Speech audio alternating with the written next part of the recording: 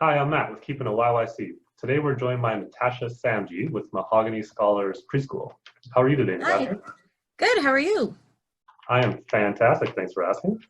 We'll get right into it, and I'll just ask first off, tell us a little bit about your business. So I'm Natasha. I've been in childcare for, oh gosh, probably over 10 years now.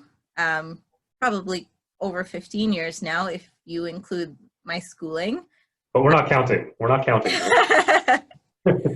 Um, I started off as an educator for young children, and then I directed a center.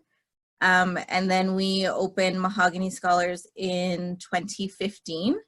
I was just at a point in my career where I really wanted to be able to take control and follow the best practices in the field, and all the research and science was all headed towards play-based learning, and I wanted to create a program that really fell in line with that and be an advocate for that type of learning process. And so that's kind of where Mahogany Scholars Preschool came from, that vision of really wanting to advocate for children to the parents about how important play-based learning is, and just kind of bring the roots back to having fun while you're learning, because that's how we all learn best. Okay, so for someone like myself who doesn't have children, can you Mhm. maybe explain what you mean by play-based learning versus the alternative? Just take us through that. Yeah, for sure. So a lot of programs will have a specific curriculum they use. So there's specified chunks of time to do, math-based activities or language-based activities. And so you'll often see students doing worksheets or being moved through multiple transitions during the day because it's time for this subject or time to do that subject. Whereas our program will have a more open schedule. We really take the lead of the children. So if they want to do something about, Christmas in July or pirates or dinosaurs, it's always a popular one. We incorporate the learning aspects in what it is they want to play. So we're not having formal sit down times where, we have to do this sheet and that sheet. There's always teacher-led activities that the children can try, but if they want to spend, an hour or so in drama pretending to be a dinosaur, we're going to bring the learning to the drama area in dinosaur format. Okay, that's very interesting. So you're constantly adapting daily to what the kids' Mm-hmm. mindset is. Okay. Yeah. That would have really helped me actually as a child because I really Me too. struggled. I really struggled with that structure and sitting at a desk. I was a menace as a child, so this actually would have helped me quite a bit, to be honest. It helps us as adults too, because I know for myself in university, if I wasn't interested in how the instructor was presenting the information, or I wasn't interested in the topic, I always did worse in those classes. And so it's, even if you think about it as an adult, that same concept still applies to us, that when we enjoy something, we learn from it. Absolutely. So the next question I have for you is, it's obviously difficult and you're affected with this environment. What have you done to try to adapt in this current environment? So for the childcare industry as a whole, the situation has been very difficult, because there's been a lot of other businesses that have been able to move to an online type of format or a delivery type of format and still bring in some revenue. But for the childcare industry as a whole, it was very much just a complete stop. So to keep up engagement with our families, a lot of those in the childcare industry have moved to providing some online content. So we have a pretty active social media presence where we're connecting with families. Our teachers sent us videos, reading stories and songs that we can share to keep that bond and that connection going. We share activity ideas or any free resources that we find online, so that parents have ideas of what they can be doing at home to keep their kiddos busy and engaged. We also were lucky in the sense that we were one of the centers asked to open for essential services.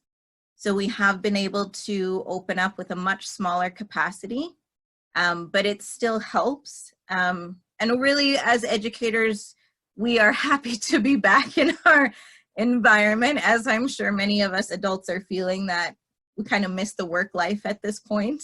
But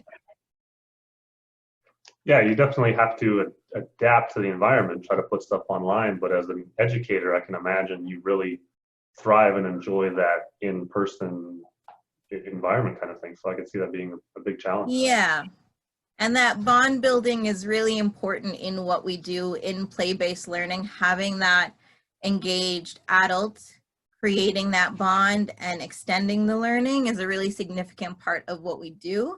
So a lot of the educators are very passionate about being with their children and learning with them. And so our educators are really missing our students and our families right now as well. Absolutely. So the third question that I have for you is, what can people in general do to support local right now? I've been finding that people right now are really doing a great job in making the effort to try and keep it local. And I've been really impressed with that. I think one of the biggest things that is helpful is if you keep promoting and giving a shout out to those local businesses that you have used, keep giving them reviews, keep recommending them, keep tagging them on social media, keep their names going, so other people can find them.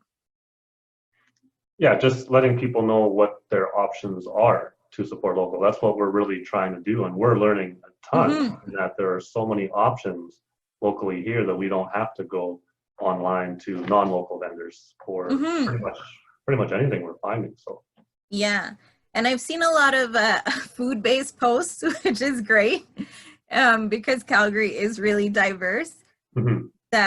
You know, there's a lot of other businesses as well that have really managed to provide online services.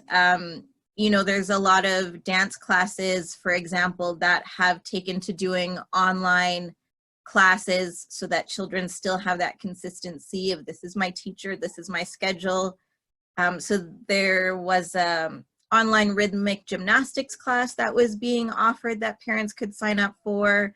There's another organization that's keeping up with their dance and yoga online.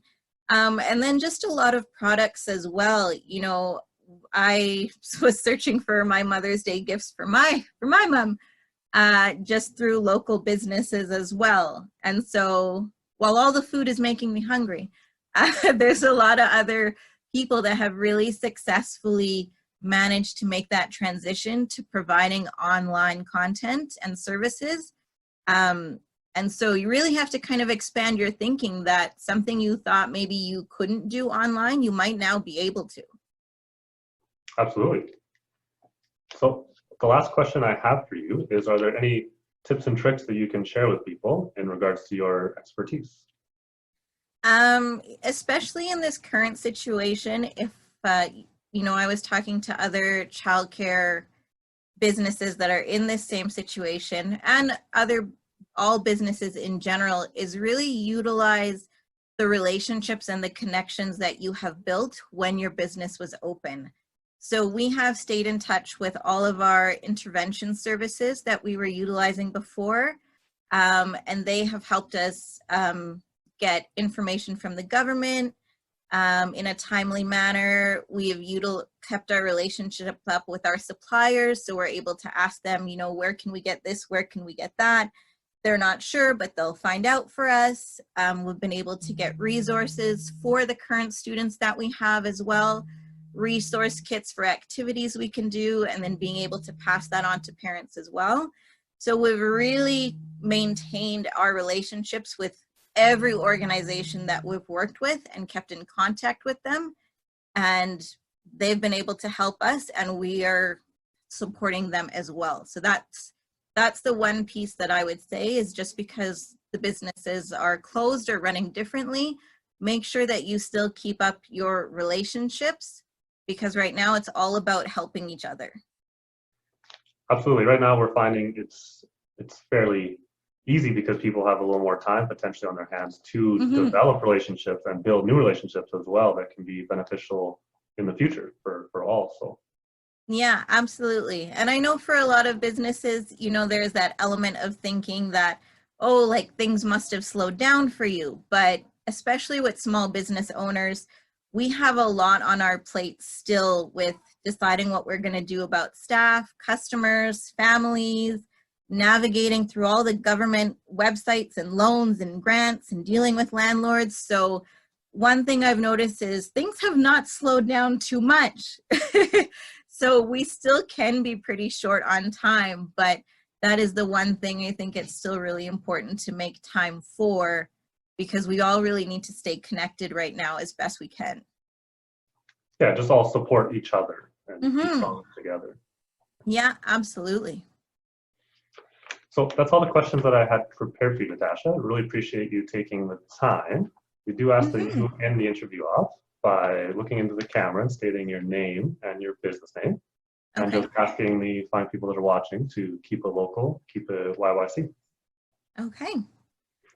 Thank you very much for having me. This is Natasha from Mahogany Scholars Preschool, and I encourage you all to keep it local and keep it YYC.